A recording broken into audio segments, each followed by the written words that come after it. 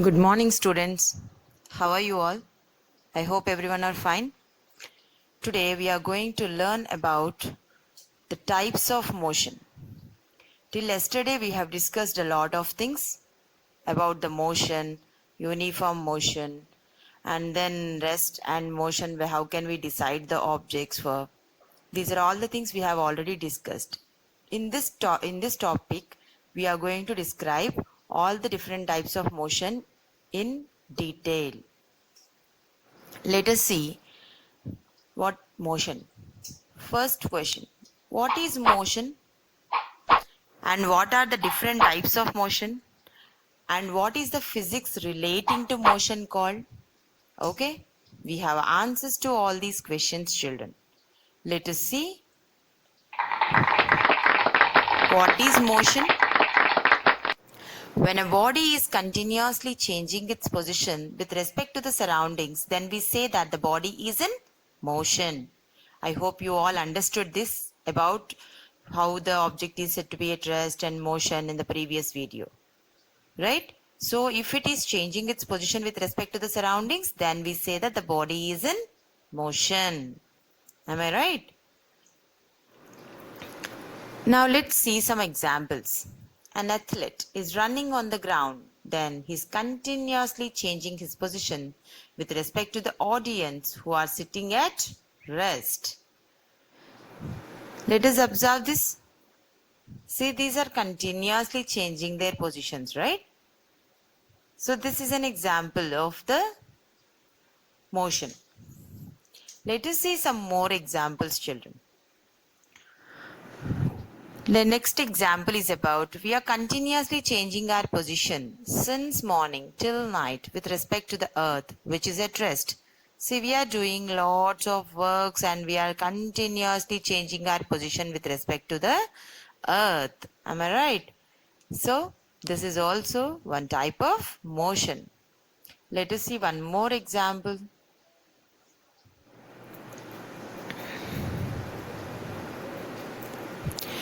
The earth is continuously changing its position with respect to sun, which is at rest. Means the earth is continuously revolving around the sun and it is rotating. Now let's see what are the different types of motion now. First one is about linear motion. When a body moves either in a straight line or a curved path, then we say that it is executing linear motion. Means if it is moving in a straight path or else a curved path. In that, first of all, let us see about the straight path. When a body moves in a straight line, then the linear motion is considered to be as rectilinear motion. So see these examples, children. For the rectilinear motion, the object are moving in a straight line. That means here ants are moving in a straight line or snails are moving in a straight line. Just an example. Okay, moving in a straight line. Got it? Now in this linear motion, there is one more type of motion, that is curvilinear motion. So when a body moves along a curved path, then the linear motion is called curvilinear motion. That means it is not taking a straight path, children. It is just taking a curved path of it. Okay. So while it is taking a curved path, the ball is thrown by a boy. See, this boy is throwing his ball into the goal basket. So here he's not taking a straight path. He's taking just a curved path around. Okay. So these two linear motions are considered to be as even translatory motions. See this curved path over here. Now, let's see for the next types of motion, children. There are so many different types of motion. Let's see another type of motion now. The other type of motion. Now we talk about the circular motion. A body is said to be in circular motion. The object completely moves from its position and moves in a circular path. So the earth is revolving around the sun. It is a circular path. Means it continuously changes its position. That means the object, sun, is fixed at its position, Okay, the earth is revolving around the sun. Earth is revolving around the sun. That means the earth is continuously changing its position from one to another, and it is taking the circumference of the circular path. Right? Let us see for the next path, next motion, that is rotatory motion. A body is said to be in rotatory motion when it stays at one place and turns round and round about an axis. Means the object will be fixed at its position. The object is not completely moving, children, like rotating fan, spinning tops, and rotation of the earth. Means they will be fixed at their own positions, but they are rotating. Okay, they are rotating about an axis. Let's see, there will be an axis for this earth. Okay, I'm sorry, the line went wrong. Okay, let me draw a straight path for this. Okay, this is a straight path. Of course, here I have already in the image, I have given dotted lines. Okay, this is a straight path, and this is also a straight path. I have drawn it to side for it. Okay, I don't think. And then for this fan also the same. So there will be a rotational axis over here, and this rotational axis, around its rotational axis, the object used to rotate for.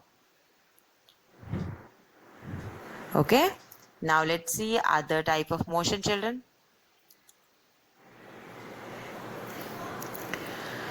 The next type of motion is oscillatory motion. A body is said to be in oscillatory motion when it swings to and fro about a mean position. Okay, for example, the pendulum clock or the swing. See here, these are just fixed at one end, the other end is just moving to and fro. The other end is moving to and fro. So this type of motion is considered to be as oscillatory. Now let us see the vibratory motion. A body is said to be in vibratory motion when it vibrates about its mean position. For example, strings of a guitar. See how is the strings of a guitar is moving while we are plucking it. Now next one is about drums. See, whenever we are going to beat the drum for, it is going to vibrate. So there are so many particles are going to be vibrated if you observe. Okay, this is what the vibratory motion we can say. The body is fixed at its position, but it is moving from its mean position. Now, the other types of motion are the periodic motion. A body is said to be in periodic motion when the action of a body repeats after a particular time interval. For example, motion of needles in the clock, motion of the earth, that means motion of the earth and needles of the clock. Let us see. The girl is playing with a rope. The girl is playing with a rope. See, continuously it is repeating after a particular interval of time. So that is what it is considered to be as periodic motion. Even the needles of a clock also repeats after a particular interval of time continuously. So this will be considered to be as periodic motion. Am I right? Now let's see for the next type of motion, children. Obviously, it is contrary to this periodic motion, that is non-periodic motion. How are you going to define the non-periodic motion? A body is said to be non-periodic motion when the action of the body does not repeat after a particular time interval. After a particular time interval. So for example, earthquakes. See how the earthquakes occur, children? Whether it repeats or what? Of course it repeats. Am I right? But it doesn't repeat after exactly the particular time interval. Like suppose this year, this day, earthquake occurs, suppose, and the next year, the same day, earthquake will occur or what? No, right? So, and for the tsunamis also the same condition, children. Tsunamis also the same conditions. Okay, so while we are taking the tsunamis also, we are talking about the tsunamis also the same thing. Now coming to the next type of motion, random motion. A body is said to be in random motion that if the path followed by the object does not have a particular way. Okay. So for example, motion of honeybee, motion of a person in the house, etc. are said to be in random motion. That means we don't know whatever the path followed by it. Now let us see the next one. That is, let us see the brief review about the types of motion just by watching this video, children. Let us see.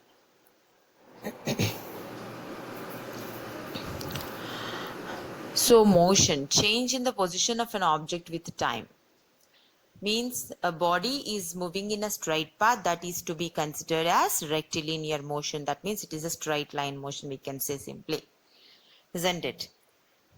Now, suppose, what do you mean by circular motion, children? What do you mean by circular motion? A body is moving in a circular path. That means the object is completely changing its position and is moving in a circumference of the path followed by the circle. So that is what it is considered to be as a circular motion. Right?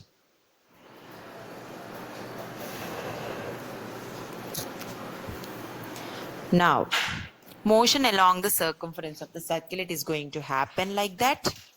Now, let us observe these of the satellites which are revolving around the planets like Earth and all. So, now these are also under circular motion. Of course, now what is circular motion of a stone? How can we say that? If the stone has been tied to a rope, then it is taking a circular circumference of the circular path. That's what it is to be considered as a circular motion itself. Now, let us observe the blades of the fan, children. I'm just only talking about the blades of the fan only, not else the total fan, only the blades of the fan. If you see, there is a circular path which is followed by the blades of the fan. One position if you have taken, that will be followed as a circular motion. Now observe the next type of motion, that is rotatory motion, children. What's the difference between these two? Here, is it a circular motion? No way. Maybe you are getting surprised, ma'am. Before that you said that it is circular motion. Now you are saying that it is not circular motion. Here I am talking and considering this as a rotatory motion based on the axle of the fan. I am talking about the axle of the fan. Here it is axle. Okay, so the axle is fixed at its one end and the fan base and the blades are rotating around it. Seems to be around it. See, this is the rotational axis. This is the rotational axis like this. Okay, that's what it is considered to be as rotational motion. So motion of a body around a fixed line is considered to be as rotational motion. So this is the axis of rotation. Now, coming to the next point, there are so many examples of rotational motion and there are so many axles also. Okay, around the axle here this fan is rotating. That means if you see this axle you can understand, right? So these are all the examples of rotational motion. Okay.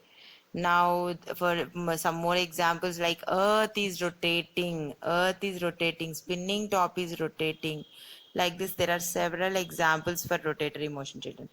Now suppose let us take the stone which has been tied to a rope. Then of course it is following a circular motion. And not only that, from the center point, it is revolving around the center point, right? That is what it is also following the rotational motion at a fixed point. That means at one end it is fixed, right? The rope is following the same path. The rope is having the rotational motion path. Okay, here there is a combination of circular motion and the rotational motion of the objects. So let us see the combination of the circular or rotational motion. Maybe you are getting confusion about whether it is a circular motion or the rotational motion. So the stone is in the circular motion and the thread or the rope is in the rotatory motion. We can easily simply say that because the thread is fixed at one end. Okay, the stone is completely moving like this, taking a circular path. So whenever it is taking a circular path, then we can say that it is a circular motion. Then axis of rotation, in the sense the object has been fixed at its position and then it is rotating about its own axis of rotation. Got it? I hope so. Now you are clear about the circular motion and the rotational motion.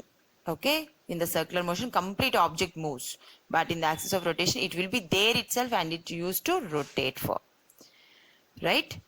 Now let's see that The next types of motions, like we have different types of motions still more. So